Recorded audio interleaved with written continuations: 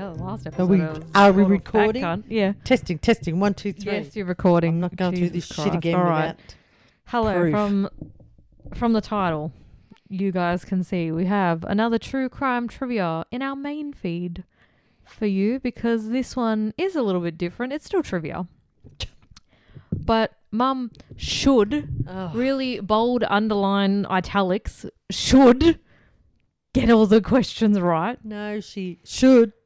Because today we have one question per episode we've already done. About the episode that we have done. We have covered, I've physically spoken to you in length about these cases. You should get these all right. Yeah, but this is going back 12 months. Yeah. I'm lucky to go back 12 fucking minutes with this shit. Like, What was the case we just talked about? I don't know. I couldn't tell you his name. John, Yes. John something. John There you go. Bingham. All right. Or Lord Lucan. Anyway, John- true crime trivia. Jacob Jinglehauser Schmidt. Anyway. Okay. So, Paul Denyer is responsible for which series of crimes that shocked Australia in the early 1990s? Was it the Snowtown murders, the Frankston serial murders, the Backpacker murders, or the Claremont serial killings? Let's go. B. B, Whoop, whoop. the Frankston serial killer. That was Killings. our very first one Very after going to first. see Charlie Bazina. Bazina. So I was thinking Bazinga. Bazinga. No. Charlie Bazinga. So I'll give you also a little recap of each case in case you haven't listened to them. If you're like, oh, that sounds interesting. Do yourself a favour. We've covered it. Go back to episode Yeah. 1. So Paul Denyer, the Frankston serial murders. Paul Denyer is, he's not dead yet. Paul Denyer should be. Side note, should be.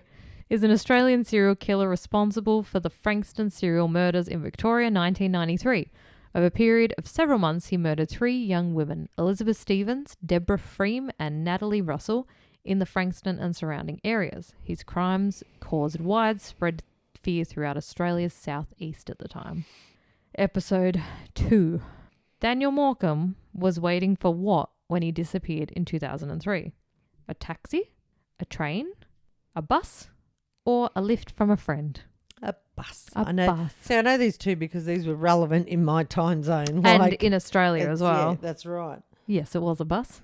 Daniel Morecambe was a 13-year-old boy who disappeared on the 7th of December 2003 while waiting for a bus on the Sunshine Coast in Queensland.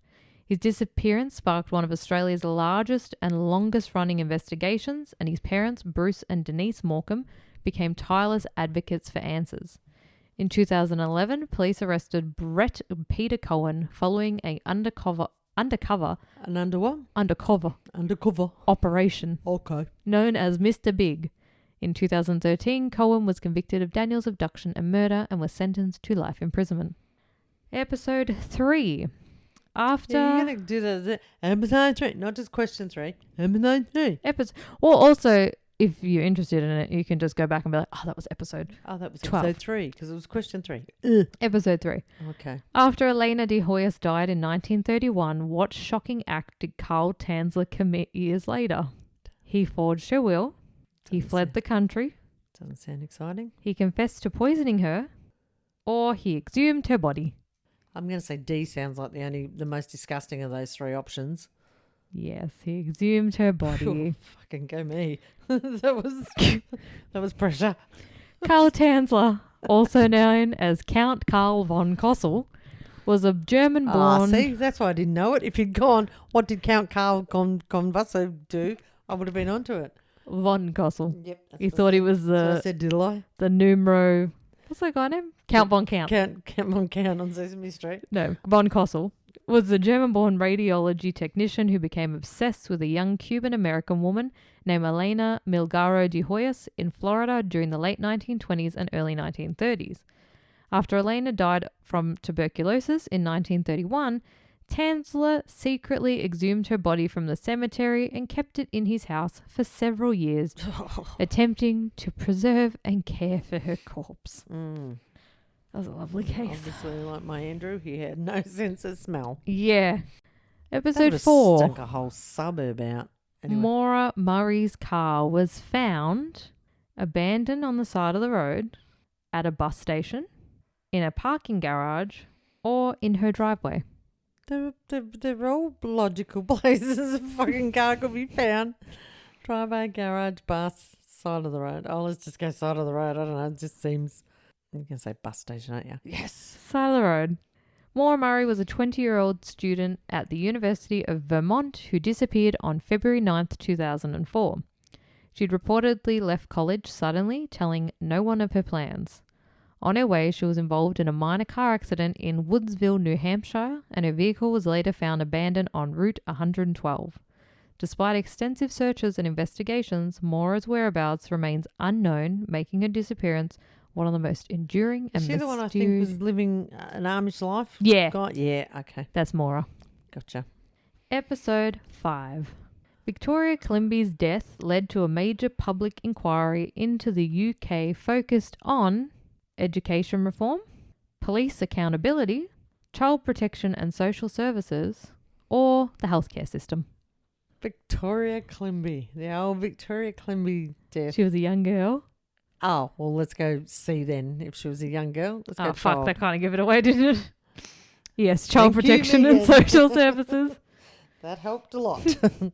Victoria Climby was an 8-year-old girl from the Ivory Coast who died in London in 2000 as a result of severe abuse and neglect at the hands of her great aunt and her partner.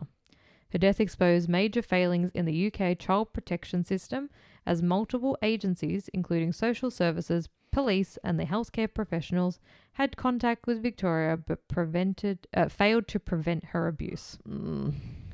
Episode 6. What happened to the Bloody Benders family after their crimes were discovered? What? Is this the one behind the curtain at the kitchen Yes. table? They were arrested and executed. Don't know. They fled and were never caught. Probably. They were in prison for life. Don't know. They completed suicide. Oh, fuck. Okay, that didn't help me. I'll go A or B. They fled and were Yay! never caught. I thought it was going to be A or B. The Bloody Benders were a family of serial killers who operated in Labette County, Kansas in the 1870s. The family, Ma, Pa, Kate and John, ran a small inn. Ma, Pa, Kettle and John. Kettle? Ma, Pa, Kettle. Kate. Kettle. Kate? Just Who's read. Ma, Pa, Kettle?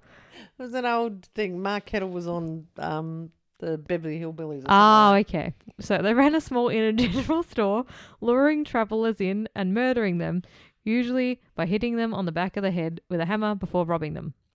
Their crimes were discovered when neighbours noticed a pattern of missing travellers and investigated the property, uncovering evidence of multiple murders. By the time authorities arrived, the Benders had fled and were never caught, leaving their ultimate fate a mystery. Do you think they went into Futurama? Bender. That's the only reason I kept remembering the name. Is Bender. Bonus question. Uh-oh. What name in this episode did I royally fuck up? Well, What since the What episode name? 6, what early name?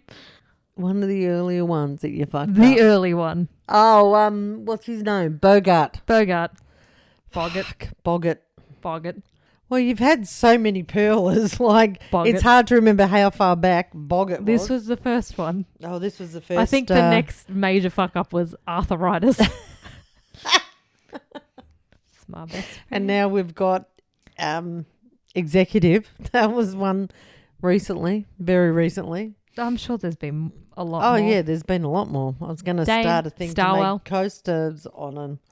Who's Robert Fisher? Robert Fisher is known for... You fucking tell me, lady. It's trivia. Bank robberies. Art theft. Kidnapping. Or murdering his family. Oh, let's hope it's D. I hope. Well, now there's the bank robbery. Art theft. Nah, nothing. It's got to be C or D. It was murdering his family. Yes. Robert Fisher, a resident of Scottsdale, Arizona, is accused of murdering his entire family, his wife and 2 children, in April 2001. After committing the murders, he set fire to his house and disappeared, evading authorities. Despite extensive searches and investigations, Fisher's whereabouts remains unknown. God, there's a lot of unknowns, isn't there? Oh yeah, we've done just over 60 episodes and we haven't even hit some of the big ones. Well, let's just keep it small. Okay, you know what? This is a guy that left his dog and shit on the side of the road. What? He pooped on the side of the road. Who? Fisher? Yeah. Oh, okay. Surprised I didn't remember that. Albert Fish was convicted of crimes against Humanity. elderly women, children, politicians, or bankers. Well, we can wipe out C because no one would have convicted anyone. No one would have given a fuck if it was a crime against a politician. So Fingers crossed. A or B. Albert Fish. Robert Fish. Fisher was the last guy. Okay. Too many fishes in the sea.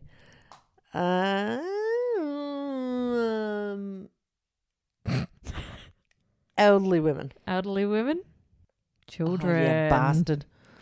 Albert Fish was known as the Brooklyn Vampire, was an American serial killer, child rapist, and cannibal active in the early 20th century. He targeted children, luring them into his custody and committing horrific acts of abuse and murder. Okay. There is someone we did that was all old people. Yeah. Okay. Episode 9. Said very creepily. Barney and Betty Hill. Backwards with the UFO. Let me get through the question, please. I already know spent the so long on this stupid slideshow. Fucking UFO crap.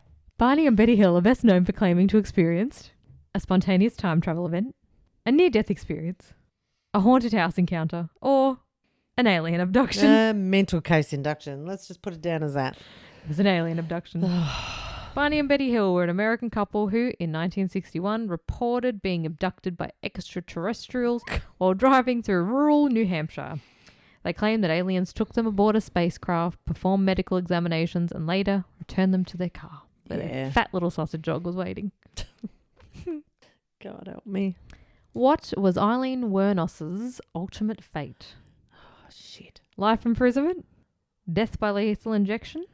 Death by electric chair? Or escape custody? She's the one in Cross, wasn't it? Yeah. She was kidnapped. Was that The real true, Eileen Wernos was not kidnapped. was that just fictional, was That was it? fictional. Oh, I thought she was Dramatised, if you will. dramatized. Well, actually, it wasn't the real one, was it? Because he made the woman look like her. I don't know. Was she injected? Death by lethal injection? That's what you're going with? Yeah. She was. Yay! Eileen Wernos was an American serial killer who murdered 7 men in Florida between 1989 and 1990. She claimed that all of her victims had attempted to sexually assault her and the killings were in self-defense, though the courts rejected this argument. Episode 11. The Somerton Man. The Somerton Man was found dead in which country? Oh. The United States, England, Australia, or New Zealand? The Somerton. USA. USA? Fucking no idea. USA. Australia. The Somerton Man was given. The Somerton Man is the name given to an unidentified man found dead on Somerton Beach in Adelaide, Australia. Didn't even know there was a Somerton Beach in Adelaide, Australia. It's just slightly next to Glenelg. Okay. In 1948, he was discovered fully dressed with no obvious cause of death, and all the labels had been removed from his clothing. Was he in a suit? Yes. See, some parts I do remember. A small scrap of paper with the words Tamam Shud, meaning the end in Persian, was later found in a hidden pocket, sparking speculation of espionage, suicide, or other mysterious circumstances. Dun, dun, dun. Dun, dun, dun. This house, when the sun hits it, you can hear all the beams cracking. Episode 12. Larry Eiler's victims were primarily old young men, no, elderly women, children, or animals. Oh, I'm going to go elderly women only because I know there was a story. You know what? If you keep giving me, eventually it's got to be right. Exactly. That's what I'm hedging me bets on. No. It was young men. Prick. Damn it. Larry Eiler. That was fake. That was a fake setup. That was you setting me up to fail then. There was someone at trivia at the pub and they'd buzz in and they'd just keep saying the same actor. They keep saying Nelson Mandela. Oh, okay. And eventually one of the answers was Nelson Mandela. You know, they keep saying, you'd try. Well, at first you don't succeed. Old women are going to come up eventually, so I'm hanging in there. So I will get that point eventually. Unless the question on that case isn't who was... Shit. Larry Eiler, known as the Highway Killer, was an American serial killer who murdered young men across the Midwest during the late 1970s and early 1980s. He lured his victims along interstate I don't know if highways. that's said right. Lured. Lured. I can't say You it. sound like something that one of those, lured. Lured. Yeah. Like that, the pole that used to Muppet go, or something. lured. Lured.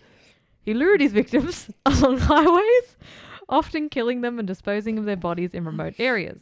He was arrested in 1983 and later confessed to multiple murders shortly before his death in prison in 1994.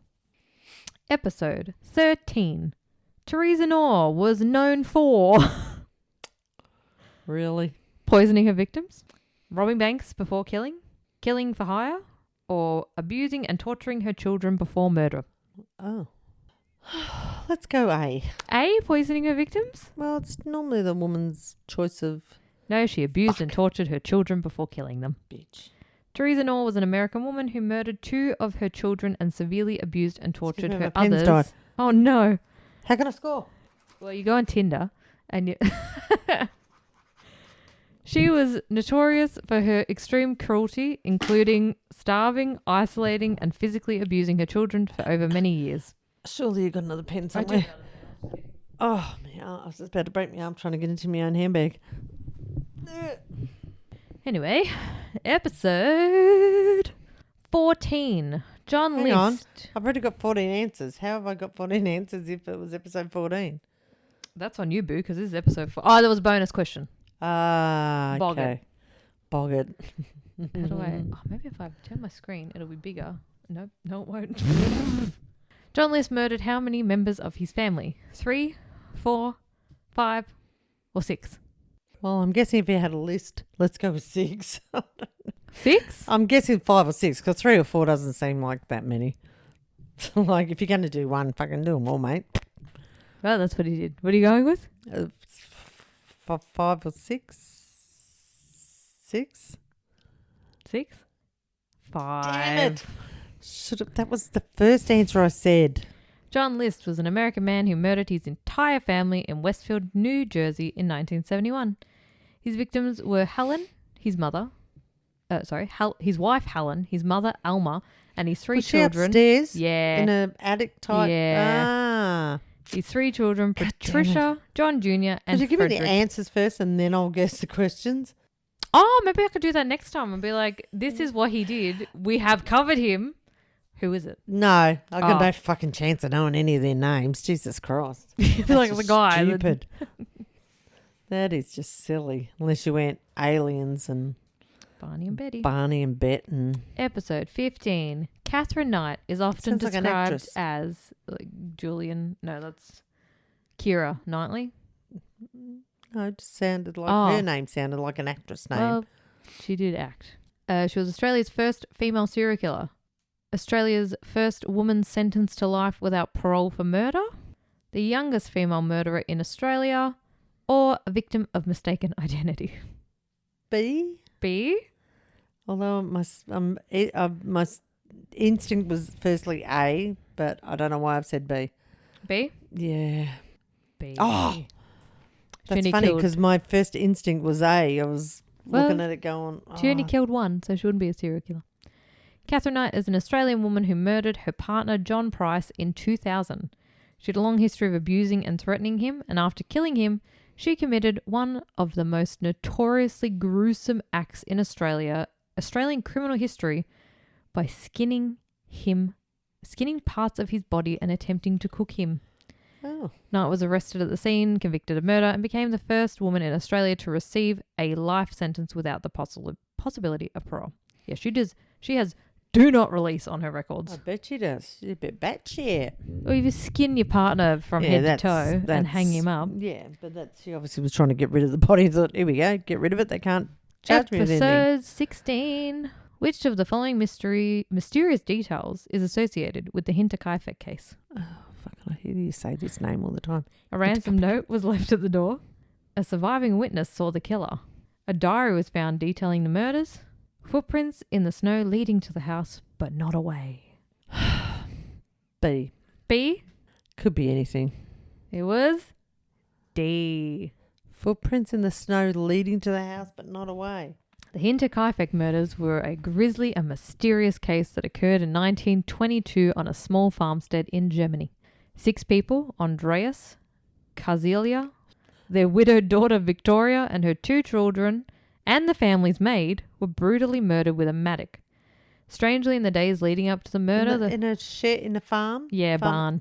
Look at you go. Fuck, man, I'm on a roll here. I didn't get it right, but... You're remembering things. But I'm remembering stuff. Oh, I feel like I've had a medical breakthrough. The family reported hearing footsteps in the attic and mysterious sounds in the snow. Footprints in the snow were found leading to the house, but none away, suggesting the killer may have lurked in or near the house beforehand. It's still unsolved anyway. 17. Episode 17, you researched Nanny Doss was famously known by which nickname? The Black Widow. Nah. The Angel of Death. Nah. The Lady Killer. Nah. Or the Giggling Granny. The Giggling Granny. That's one for me. Nanny Doss was famously known as the Giggling Granny. She killed everybody. It was an American serial killer active from the 1920s to the 1950s, murdering at least 11 people, mostly husbands, lovers, and other family members using poison. Doss was eventually caught in 1954 after police investigated the suspicious death of her 5th husband. Poor old 3 and 4. They should have got her way earlier than 5th. Episode 18. How many of Mary Beth Tinning's children died under suspicious circumstances? Oh, she had a lot, didn't she? 4. Okay, that's not a lot. 6. 9. 11. 9? 9? I know that was 9. I'm looking at 11 and I'm saying 9. Oh! 9. I knew it was high. I remember this one. Mary Beth Tinning was an American woman whose 9 children died under suspicious circumstances between the 1960s and the 1980s in New York. Initially... It's not that old a time, is it? It's not. Like if you'd said in the 20s or 30s, it was like, they were popping them out and they were, anything was getting them at that stage. They're just dying from the flu. But this era, 70s to 90s, wasn't that... Yeah. Yeah. Initially, most of the deaths were believed to be due to natural causes, but investigators later suspected a pattern of foul play. In 1987, Mary Beth was convicted of first-degree manslaughter in the death of her 9th child. Episode 19 and 20. Oh. Peter Sutcliffe was better known by what nickname? Oh. The London Strangler. Okay. The Manchester Slayer. Fuck, well, that didn't help me. The Midlands Killer, or the Yorkshire Ripper. Oh. D? Was he the Yorkshire Ripper? I know he was a pom. Yes. He was the Yorkshire Ripper. Peter Sutcliffe was known as the Yorkshire Ripper and was an English serial killer who murdered, it says 13, but I'm pretty sure it was like 20. It's your research, sweetheart. Anyway, a lot of women in northern England between 1975 and 1980. His victims were primarily sex workers or women he might have thought were sex workers. Episode 21. Which of the following did Ed Gein famously do with his victims' remains? Burned them in a furnace, made household items and clothing from their skin, buried them in the woods, or freeze them in a hidden cellar? Is he the one that made the nipple belts and... Yeah, B. I still haven't finished that series on Netflix. I really need to. Yes, he made household items and clothing from their skin. Ed Gein was an American murderer and grave robber from Wisconsin whose crimes came to light in 1957. He exhumed bodies from local cemeteries and used parts of the corpse to create macabre items such as... So he wasn't really a killer. He killed 2. Oh, he killed 2. 3. He killed 3. I'll take it back. He was a killer, Megan.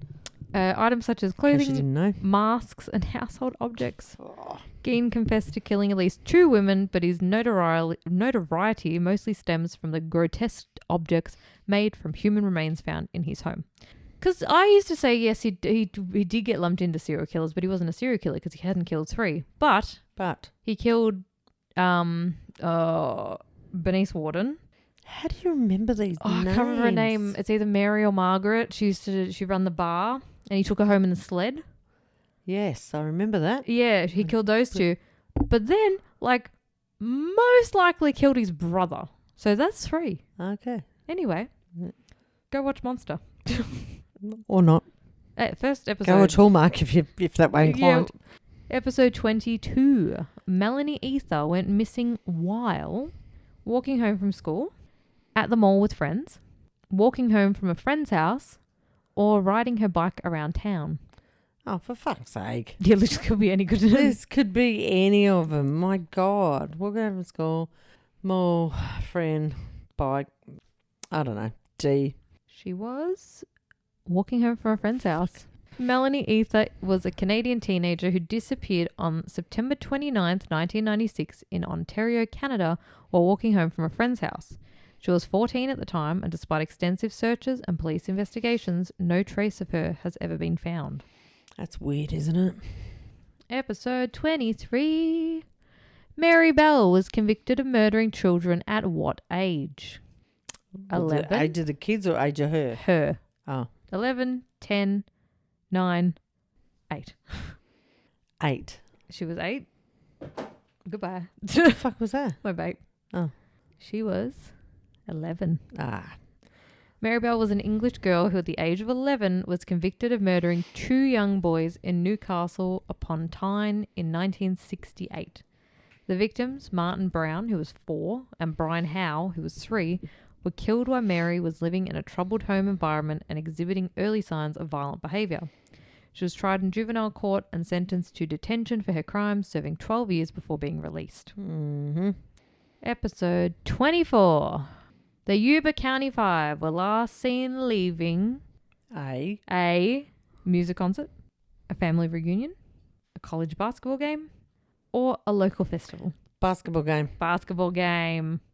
'Twas a basketball game. Fucking go legend. The Yuba County Five refers to the 5 men from Yuba County Hence the name. who disappeared on February 24th, 1978 after attending a college basketball game. The car was found abandoned in the mountains, and over the following months, 4 of the 5 men were discovered dead in remote mountainous areas, while one was never able to be fully explained what happened to him. 25. John Wayne Glover was known by what nickname? The Sydney Strangler, the Granny Killer, the Midnight Butcher, or the Beachside Killer? Oh, for fuck's sake. B. Is this the one that gets the old people? Someone got old people. The Granny Killer. Yes, she got her point. This is the one that would kill elderly women. John Wayne Glover. I shouldn't be so happy about that, but Yeah. not what he did, but just that I got it right is what I'm... It counteracts because you got very angry in that episode. Yeah, I don't like things happening to old people. No. I've got a thing about looking after old people. John Wayne Glover, which ironically is very close to John Wayne Gacy, known as the Granny Killer, was an American serial killer who targeted elderly women in Sydney during the late 1980s. Gutless assholes. He strangled his victims, often during seemingly casual encounters, and committed at least 6 confirmed murders, though authorities suspect more. Episode 26. What was Dwayne Eugene Owen's primary method of killing? Shooting, stabbing, Oh, for Christ's sake. poisoning, or strangulation? I just realised I should have done them all as S's. Yeah. Don't know what else would be. What's another method of killing that starts with S? Shooting, That's probably strangling. why you didn't. Strangulation or... suffocation. Right. Anyway, let's go poisoning because I don't know. It could be anything. Like all 4 are clearly things that you could easily, or you could just get off the seat and pick it up. Anyway, what'd you say? I don't know. Primary method of killing. I said poisoning because it's the only one that doesn't start with S. Poisoning. And you made such a big deal about the S's. That's the only reason. Strangulation. Fuck you. Dwayne Eugene Owen was an American convicted murderer who raped and killed 2 women in Palm Beach County, Florida in 1984. He murdered 14-year-old babysitter Karen Slattery, stabbing and sexually assaulting her. And 2 months later, 38-year-old Georgiana Warden, whom he bludgeoned with a hammer and raped in her Boca Raton home. No, don't remember that one. Anyway. Episode 27. Who actually carried out the murder of Pamela Smart's husband? She a teacher? Pamela Smart herself, a group of her students, She was a teacher. her brother, Nope. or a hired hitman? The kids, the students. Yeah. Remember that one? Go me. Pamela Smart was an American woman who, in 1990, conspired with her teenage lover and his friends to murder her husband, Greg Smart, in Derry, New Hampshire. Bonus question, don't have it up there, just thought of it. What was her nickname? Fuck if I know. Slutty teacher? Oh, so close. Slutty Susie? Nah. Slutty Sally? Her name's Pam. Slutty Pam?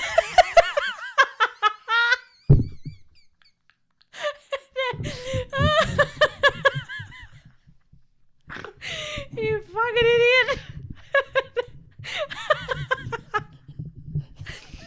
So, was it Slutty Pam? No? What was it then? Think of her name, Pam. Pam? Wham Bam, thank you, Pam? Yep. Oh, was it? Yeah. That's not a, there's Slutty nothing nickname Slutty about that. Sally. What was her extended name? Would have been a better question. Oh my God. Okay. It helps if you do her actual fucking name. Slutty Susie. Slutty Sally. That's great, but her name's Pam.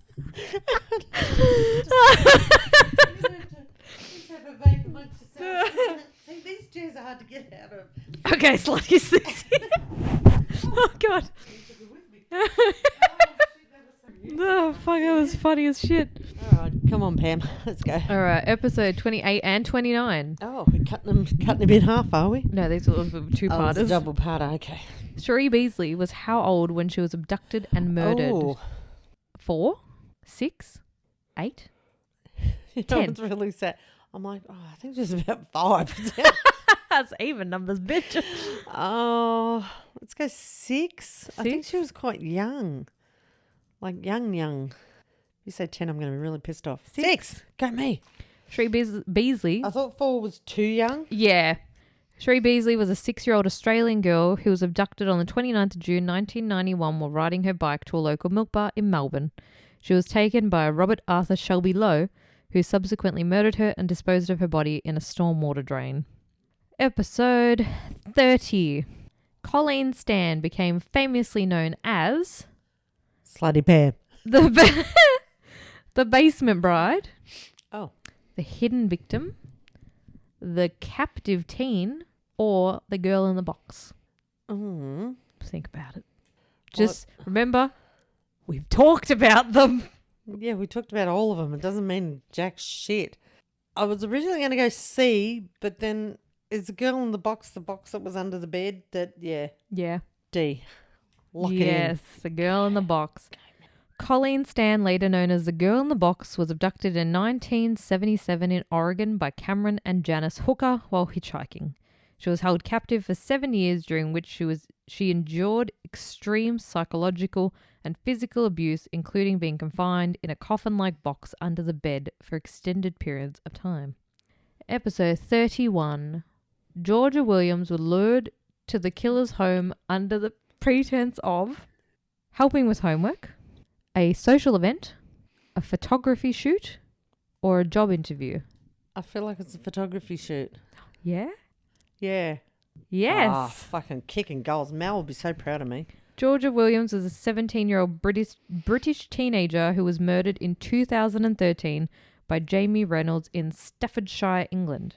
She was lured to Reynolds' home under the pretense of a photography shoot where he killed her and later attempted to cover up the crime. Mm-hmm. Episode 32. How was Robert Black's criminal activity finally discovered? Yeah, how? He was caught in the act of abduction. He had a deathbed confession, DNA evidence, or confession during interrogation. Let's go C. C? Hmm. It was A. Oh, fuck. Robert Black was a Scottish serial killer and a child abductor active in the 1970s and 1980s across the United Kingdom. He primarily targeted young girls, kidnapping them from public places, sexually assaulting them, and murdering them. Black was eventually caught in the act of abducting a child in 1990, which led to his arrest, conviction, and life imprisonment. Why are you pointing your finger when you're reading I don't all know. that? You're just like, it was... Episode 33. How many women did we cover on our Women of the Old Melbourne Jail God, episode? Are you serious? 2, 3, 4, Oh, fucking... or 6. Hang on, you got a dart? I'll just go... How many women did we cover? Yep. What, as in how many women stories you told? The cases of the X amount of women that were executed at the Melbourne Fucking, jail. I don't know. 4, C, whatevs. Could be any fucking number. 4, was 4. C, told ya, knew that. Didn't hear the confidence in my voice when I answered. It was 4. Elizabeth Scott, Frances Knorr, Martha Needle, and Emma Williams. I don't even remember the women at the jail. I just remember you laying on the floor like an idiot. That's right. Wasn't that the Melbourne jail? Yeah, that was the Melbourne jail. I didn't lay down in this one. I was too scared. It wasn't the right vibe. At this one. The other one. The last one we went to. Anyway, episode 34. We're halfway there. We're more than halfway through. This episode's going to be so long.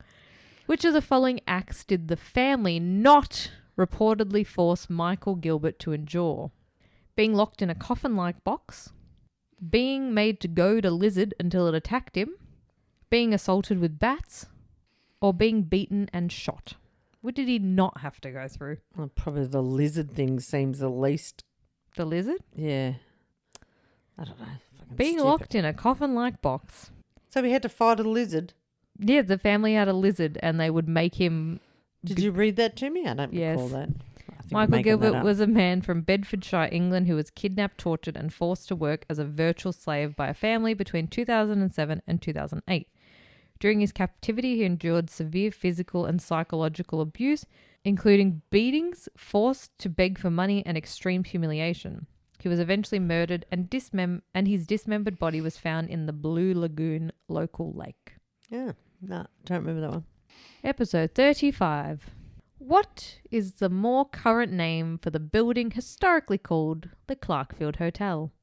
The Wildwood Inn, the Clarkfield Arms, the Victorian Pub, or the Coach and Horses it's the Inn? Coach and Horse. Yes. I was like, fuck, what is the name of the... The Coach and Horses Inn. The Clarkfield Hotel, also known historically as the Lansfield Road Hotel and now the Coach and Horses Inn, is a historical... Now closed. Is a historical bluestone pub in Clarkfield, Victoria, dating back to the mid-19th century. It served early settlers and travellers during the expansion of rural Victoria and is considered one of the oldest buildings in the area. It really is a shame it's shut. I know. The hotel has gained a reputation of being haunted, with local legends reporting strange sounds, ghostly apparitions and other paranormal activity. I got excited to get ghostly sounds. Woo. That's McDonald's. Episode 36. What was the profession of Anita Cobby? Oh, nurse. Teacher? No. Dentist? No. Nurse? Yeah. Police officer? No. She's a nurse? Yep. Confident? Yep. Nurse. Yeah. Go me. Anita Cobby was a Again, Australian. Yeah. Melbourne. Yeah. Melbourne, yeah. New South Wales. Oh, New South Wales. Anita Cobby was a 26-year-old Australian nurse who was abducted on the 2nd of February 1986 while walking home near her home in Blacktown, New South Wales. She was sexually assaulted and brutally murdered by a group of 4 men. Oh, yeah, that was horrible. The perpetrators were quickly identified, arrested, tried and sentenced to life imprisonment. Should have been shot. Episode 37. Colin Pitchfork was the first criminal caught using which forensic technique? DNA profiling, blood type matching, facial recognition, or fingerprint analysis? I remember one time you did a question like this and you wrote ballistics. It had fucking nothing to do with any of the other questions. Oh, dear me. What? The first criminal. I want to say A, but I also want to say B. And C and D? And no, I'm drawn to A and B, but I don't know. A. A? A. Yes. Colin I Pitchfork get very excited when I get it right, don't I? is an English serial killer who murdered 2 teenage girls, Linda Mann and Dawn Ashworth, in Leicestershire, England, in 1983 and 1986. He became the first criminal in the world caught using DNA profiling after a mass DNA screening of local men linked him to the crimes. Yeah. Yeah. Well, they tested everybody. And then his friend did it for him. Yeah. Spoiler alert, but you know, you should have listened to it by now. Spoiler alert if you missed episode 37. Episode 38. Terry Jo Duperrault survived a massacre aboard which vessel? The Andrea. It's probably Andrea in that one. The Andrea, Dorito? Anyway. I don't know. Just go. The Bluebell. The Queen Titanic. Mary. Oh, I should have put the Titanic. The Sea Venture. I'll go the Queen Mary. It's the only one that sounds any. Not the Andrea Dorito. No. If anyone gets it, it's the Andrea Doria. Not Andrea. Anyway. No, it was the Bluebell. In 1961, 11-year-old Terry Jo Duperrault survived a horrific massacre aboard the yacht the Bluebell in the Caribbean. Her father, mother, and 3 siblings were murdered by the ship's captain, Oh, yeah. Julian Harvey, And then she floated on the boat. Yeah. And someone found her. See? Go. who set the yacht on fire or attempted to escape. Yeah. You know. Episode 39. How many people were killed by the gunman Michael Ryan during the Hungerford massacre? 10, 14, 16, 20. 16. Yes, it was. That was obviously 100% pure ass bullshit guess. The Hungerford massacre occurred on the 19th of August 1987 in Hungerford, Berkshire, United Kingdom, when Michael Ryan, a 27-year-old man, went on a shooting spree. Armed with semi-automatic rifles and handguns, he killed 16 people and wounded 15 others before taking his own life. Episode 40. Ed Kemper was unusually tall. How tall was he? Is that meant to be the rest of the room? How tall was he? 6'2", 6'5", 6'9", 7 foot. Let's go 6'9". 69. Excuse me, neighbours. Can you shut your fucking kid up? Mine isn't here, so I don't have to put up with children. 6'9". Boop boop. 6'9". Ed Kemper, nicknamed the Co-Ed Killer, was an American serial killer active in California in the early 70s. Standing 6'9", he murdered female college students, his own mother, and her friend before eventually turning himself in to authorities. What, 6'9" had enough? fucking Just needed huge. a rest, did he? Or I sneeze. what? Pumpkin. It's pineapple, dickhead, but it still works. Pumpkin. Sally. What does it matter? It's just anything. A man's pumpkins It's are just sacred. It's just to distract from sneezing. Doesn't matter what you say. Australia. Episode 41. Ronald Ryan was the last person to be executed in which country? Australia. United States? Australia. Canada? Australia. United Kingdom? Australia. Or Australia? Australia. Is it Australia? It's Australia. It's Australia. Yay. Ronald Ryan was the last person executed in Australia, hanged in 1967 at Pentridge Prison in Victoria. He was convicted of murdering prison guard George Hodson during an escape from Pentridge in 1965. The case was highly controversial, sparking national debate over the death penalty, as many argued that there was doubt about whether Ryan actually fired the fatal shot. He wasn't tall enough or something, wasn't he? The trajectory of the bullet would... Yeah. You go re-listen to the episode. Episode 42. Before murdering Celeste Mano, Leo Sacco had done what towards her? Sent over 140 messages and harassed her on social media. Is she the one that lived with her mum? Yep. Gifted her flowers weekly or reported her to the police. I think it was A, wasn't it? He was a bit of a stalker. Yes. He sent her... Yes, I remember that one too. Celeste Mano was a young woman in Melbourne, Australia, who was stalked and harassed for months by Leo Sacco. Really don't give a fuck how to say his name. In a tragic escalation, Sacco murdered her in 2022 after sending her over 140 threatening messages and attempting to exert control over her through social media and direct harassment. He was arrested, tried, and sentenced to 36 years. Still doesn't seem long enough. No. Episode 43. What was the main motive behind Barry Winchell's murder? Yes, Megan. What was it? Financial dispute? Random robbery? Harassment over his sexual orientation? Or personal feud unrelated to work? Let's go. I don't really remember this unless there's something you say in the spiel. C. C? Yes. Yes. Barry Winchell was a U.S. Army soldier who, in 1999, was murdered by a fellow soldier due to harassment over his sexual orientation. The attack was instigated by another soldier, reflecting the intense hostility and discrimination under the Don't Ask, Don't Tell policy that barred openly LGBTQ plus service members at the time. Episode 44. David Berkowitz is more famously known as... A furniture shop. No, that's Franco Cozzo. No. Yeah, no. We had the conversation during the episode. Well, there you go. See? Flashback. The Boston Strangler. Oh, shit. Okay. The Zodiac Killer. Oh, no. The Green River Killer. Oh. Or the Son of Sam. Oh, fucking, I don't know. It could be all of them. Who have we... We've probably covered them all, haven't we? No, we've only covered one of those four. Feels like we've covered them all. I feel like the Zodiac Killer was part of a, like Criminal Minds or something like that. We've only covered one of it's these either cases. A or D. I'm having flashes to either of those two. D? D? Mm-hmm. Yes. Fuck. David Berkowitz, also known as the Son of Sam, terrorized New York City, killing 6 people and wounding 7 others. He primarily targeted young couples, often leaving cryptic letters, and sent cryptic letters for the police and media. Berkowitz was eventually caught after a parking ticket, and he told the police that the demon that lived in the dog owned by his neighbor told him to do it. That's right, the old dog. The old Never dog. trust a talking dog. Episode 45. Sorry, Scooby. Roll. The Silk and Miller murders involved the killing of 2 members of which organization? Police. Firefighters? No. Security guards? Nope. Victorian police officers? Correct. Or postal workers? C. Victorian police officers. Yes. In 1999, Sergeant Gary Silk and Senior Constable Rodney Miller of Victorian Police were ambushed and shot dead while conducting a stakeout near the Silky Emperor restaurant in Moorabbin, Victoria. Episode 46.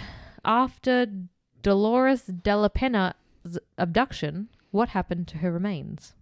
She was found alive. Well, then that wasn't her remains then, was it? Her torso, arms and legs were found in New Jersey. She escaped and reported the crime. Or her body was found in a river in Pennsylvania. Oh, that doesn't mean... Then none of them are... No. What did Dolores... What did she do? Can I have a clue? Her friends were under the bus saying that she stole drugs and then she was kidnapped and abducted. Okay. Well, then she was definitely dead, wasn't she? D. D. B. Ah, see, you know when you look at one and you're like, oh, I really think that, but it just like I said, none of it. When you said the story, yes, but I couldn't. No. In 1972, 17-year-old Dolores Della Pena of Philadelphia was abducted from a trolley bus stop near her home. Her remains were later discovered in New Jersey with her torso, arms and legs recovered, but her head was found years later. Investigators believe the murder was connected to a drug-related dispute, as Dolores may have been targeted in relation after false accusations involving her roommates. That all sounds familiar-ish, but... Episode 47. What unusual behavior earned Richard Chase his nickname, the Vampire of Sacramento? Leaving cryptic letters, wearing a vampire costume, having pointy teeth, or drinking the blood of his victims and cannibalism. Unusual behaviour. Again, I'm like looking at D, but I want to say A. I think it's A, but it could be B or C. Who fucking knows? Only smartasses that listen. D. Fucking C. I said I wanted to say that.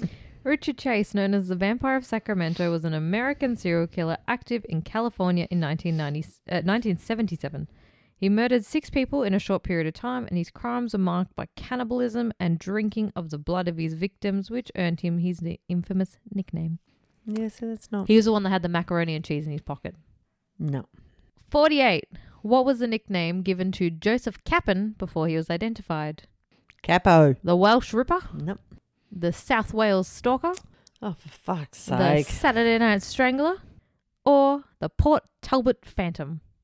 A. A, the Welsh Ripper? Yeah, it could be fucking anything. Who knows? It was the Saturday Night Strangler. Of course. It sounded stupid enough. It could be right. In 1973, 3 young girls were murdered in Port Talbot, Wales. Pauline Floyd, Geraldine Hughes, and Sandra Newton each disappeared on a Saturday night, leading to the press. Get it? Saturday Night Yeah, he wasn't Strangler. fucking, he didn't look like John Travolta, that's for sure. Police conducted a massive investigation, but the case went cold for decades. In 2002, DNA evidence finally identified the killer as Joseph Cappan, a local man who had been interviewed but never charged. He had died of cancer in 1990, meaning that he was never held accountable. Episode 49. The Easy Street murders took place in which Melbourne suburb? Oh. St Kilda, No. Collingwood, Fitzroy, Oh, shit. or Carlton? Oh. Oh, B. I know it's not A. It's either B, C, or D. But they're all kind of not that far from each other. Oh, fuck. And I know you went to one of the sites and it wasn't far from it. Collingwood? Collingwood? If you say Fitzroy, I'm going to scream. Collingwood. Oh, thank fuck. The Easy Street murders took place in January 1977 in Collingwood, Melbourne. The two women, Suzanne Armstrong and Susan Bartlett, were found brutally stabbed to death inside their terrace house on Easy Street. Suzanne's 16-month-old son was in the home at the time but unharmed. Well, malnourished and left for dead. Yeah, but he wasn't stabbed like his mum. physically harmed. The crime scene was chaotic, Some cretin. suggesting a violent struggle, but there were no clear signs of forced entry. Episode 50. Where were most of John Wayne Gacy's victims discovered? Buried in the crawl space beneath his house? Oh. Buried in a nearby forest? Hidden in an abandoned warehouse? Or thrown into a river? Is he the one that had them all under the house? Yeah. Yeah. Let's go with A. But I was sort of hedging to D. There was someone that threw him in the river, wasn't there? See, that's where I nearly could have tricked you because it was where was most of last three he threw into a river because he ran out of room. So, well, yeah. That will happen when you That's what happens when you bury too many bodies under your house. John Wayne Gacy was an American serial killer who murdered 33 young men and boys. He was arrested after 15-year-old Robert Peace disappeared, leading police to discover many victims buried in the crawl space beneath his home. Episode 51. How many teenage girls were involved in Shanda Sherer's murder? 2, 3, 4, 5. See, we're getting to the more recent ones as well. 3 3. or 4? Oh, what's your answer? 3. 4. Ah, fuck it. I vaguely remember this story and I was like, was she the fourth? Like, yeah. Including her, was there 4? Ah, yes, son of a bitches. Shanda Sherer was a 12-year-old girl murdered in Indiana in 1922. She was lured from her home by 4 teenage girls driven by jealousy over a relationship. Episode 52. Approximately. What? How long? Approximately. Approximately. How long did Bryce Lespissa remain parked in one location? Oh, this is the Ranger in America? Yep. 2 hours, 5 hours, 10 plus hours, or 24 hours. It was like 10 plus hours, wasn't it? It wasn't 24. Yeah. 10 plus. Yay. In August 2013, 19-year-old Bryce Lespissa disappeared in California after exhibiting Still unsolved? Yeah. Yeah. strange behavior, including giving away personal items and driving for hours without explanation. A student at Sierra College, he was on his way, presumably, to see his parents, but never made it. His car was later found overturned near Castitic Lake with his phone, wallet, and laptop left Do you behind. think if you say stuff fast enough, no one's going to go, what did she say? Yeah. Yeah, okay. Bryce has I never didn't been mean to found. bring attention to it, but... Yeah, don't. Approximately. Approximately. And see what you like. Episode 53. In which Australian state did Oh. Kylie Maybury disappear? Victoria, New South Wales, South Australia, or Western Australia? No idea. WA. Victoria. Oh, shit. Okay. 6-year-old Kylie Maybury was abducted. Is this going to be Rosebud or something? No, that was Shree Beasley. Let me tell you, and it might jog your memory. Okay. It's not like for the past 53 episodes I haven't given you a fucking explanation after the question. Okay. 6-year-old Kylie Maybury was abducted, raped and murdered in Preston, Victoria on Melbourne Cup Day in 1984 after being sent on an errand to buy sugar. Her body was found the next day in the gutter nearby. She had been drugged, assaulted and suffocated. The case remained unsolved for more than 30 years until Greg Davies, was identified by DNA in 2016. Don't imply that it's that big hunk of a spunk in the UK. I was just implying that you might have remembered the episode. I know, because of the name. Yeah. Well, if you'd said how I was or what state was, I still wouldn't have known, but anyway, next question. Episode 54. Mm-hmm. In which country did Fritz Hamann commit his murders? Austria? Germany? Oh, Jesus Christ. Switzerland? Oh, fuck off. Or France? Oh, could be Germany. I don't know. Austria or Germany or Switzerland. Germany. Germany. Fritz Hamann was a German serial killer active in Hanover, Germany. What do you say it like that for? Like it means something to me. I've never been to Hanover, Germany. Because we kept calling about Hanover Station. This is the one we did with Mel. Oh. This is not that long ago. Preying mostly on runaway boys, homeless youths, and young men during the social and economic chaos following World War I, Harmon lured victims to his apartment near Hanover Central train station. He was known as the Vampire of Hanover because he often killed by biting into his victims' throats and then dismembering their bodies. And you wonder why I don't recall any of this shit. Episode 55. Ask me about a Hallmark movie. Carla Gotcha. Homolka worked in which profession at the time of the crimes? Was she a nurse, a teacher, a journalist, or a veterinary assistant? I have no idea. Is there more to what can I We buy recorded about? this one in Ararat as well. Oh, Jesus Christ. Think about it. Just think really hard. I can't. Please. Was she a journalist? Was she a journalist? We did this case Okay, she like wasn't, she 4 wasn't a weeks journalist. ago. Think about I don't know what the story Carla is about. and her husband Paul Bernardo murdered 3 girls, including her sister. And she worked as a... I've got no idea. Teacher. Fuck's sake. I'm not helping you anymore. She was a veterinary assistant. She was a veterinary assistant. Because remember she got the Halifax and she was... I'm getting angry. Paul Bernardo and Carla Homolka were a Canadian couple responsible for a series of violent crimes in Canada. Before their partnership became public, Bernardo had already committed multiple sexual assaults and was known to police as the Scarborough rapist. Together, the pair abducted and murdered 3 teenagers, including Carla's own younger sister, Tammy Homolka.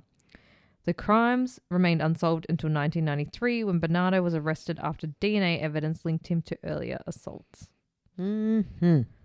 If you don't get the next few right, I'm going to punch you in the fucking throat. Episode 56. What was Arradale originally known as? What was it? Victorian State Asylum? Western District Hospital for the Insane? Ararat Lunatic Asylum? Or Ararat Psychiatric Centre? Let's go. See? Pretty sure I got this one right. Yes. Yay! Arradale Mental Asylum, originally known as Ararat Lunatic Asylum, opened in 1867 in Ararat. Dear me. It was one of Australia's largest psychiatric institutions and at its peak housed around 1,000 patients. Like many 19th century asylums, Arradale operated during a time when mental health treatment was poorly understood. Yeah. Patients were admitted for a wide range of reasons, from severe psychiatric illnesses to conditions that today would not warrant institutionalization. That was a big word for you. It was. All right, episode 57. I'm about to do this if you get it wrong. The phrase going postal originally referred to violent incidents involving employees of which organization? The FBI, the CIA, the Internal Revenue Service, or the United States Postal Service? The Postal Service. I think I was the one who wanted this story, wasn't I? And you researched it because I kept talking about going postal. You kept saying going postal and then you're at the post office. Yeah. Yeah.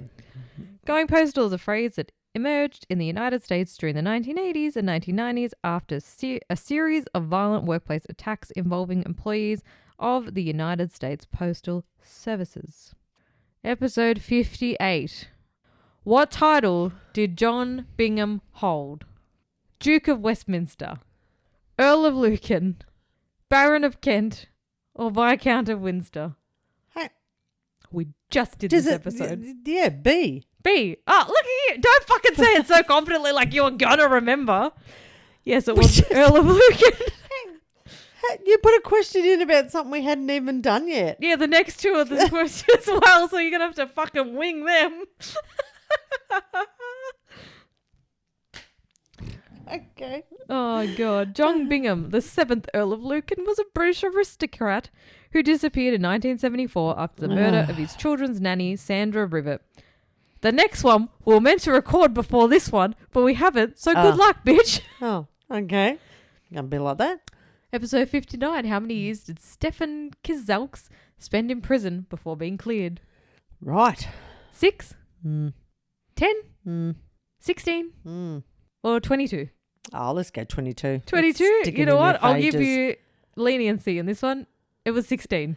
So I'm taking that because I haven't heard the story, so it could have been any fucking number. Yeah, you'll forget by the time we have to record it. In October 1975, 11-year-old Leslie Molsey disappeared while walking home from a shop in Rochdale, England. Her body was discovered 3 days later on moorland in West Yorkshire, and the case quickly became one of Britain's most disturbing child murder investigations. Police arrested Stefan, who later confessed after a long interrogation. What are you writing down? We've got one more question. Oh. Despite inconsistencies in the evidence and the fact that Stefan had medical conditions that made the crime unlikely, he was convicted in 1976 and spent 16 years in prison. This one we haven't covered either yet, but this will come out later, so it's fine. Episode 60. What was the nickname given to Richard Ramirez by the media? The Hillside Killer, the Night Stalker, the Sunset Slayer, or the California Killer? B. Sounds like a good TV show. The Night Stalker. What's the Night Stalker? Richard Ramirez was an American serial killer who terrorized California in 1984 to 1985 and became known as the Night Stalker. He targeted homes at night, committing a series of murders, assaults, and burglaries across Los Angeles and San Francisco areas. I think it's rude that you put 2 questions in and stories we haven't even done yet. To record it yet. We were meant to... Not 2 stories before doing this. Yeah, what do you think I'm sitting here for? Yeah, we're going to do the last one, and then the very last question. What'd you get? 41. Out of 60. No, there was only 59. Because some of your questions was 2 episodes, was whatever. So there was only 59. So 41 out of 59. Fucking go. That's me. Not bad. What's that surprised percentage on that? Everybody. Yeah, whatever. That surprised everybody. Well, thank you for listening to this trivia episode that everyone is shocked by. No, you didn't do bad considering we've talked about all the cases, so you probably should have got all of them right. But anyway, it's neither here nor there. How rude. Yeah. Thank you for listening. If you like our trivia episodes, we do a lot more over on Patreon. If you want to join us on Patreon, it's in the link in our show notes. It was 69% for anyone interested. Of course. That's go great. Me. Whoop, whoop. If you want to follow us on Instagram, it's mainly_murder. If you want to email us at... Don't look at me, I'm writing down my score. 69%. Yeah, you're a fucking loser. So why do I have so many bruises? Why did the screen go to Peppa Pig? Because it knows. Did Peppa Pig get murdered? Oh, fucking hopefully. Little cunt. Anyway. Wow. Email us at, if you watch Peppa Pig every fucking day for like 2 years, you better put your boots on if you're going to jump in muddy puddles. Shut up. Fat little shit. Anyway. Wow. I'm getting a little bit tired. Yes. Email us at... what is it? MainlyMurderPodcast? At gmail.com. Yep. That's us. That's us. Buy us coffee, bip bop booberry. You know, you do you, boo. See you next Tuesday. We're both mentally exhausted after that one. It was a long fucking episode. That was very long. A lot of reading and questions. That was very long. Yep. All right. See you, Pam.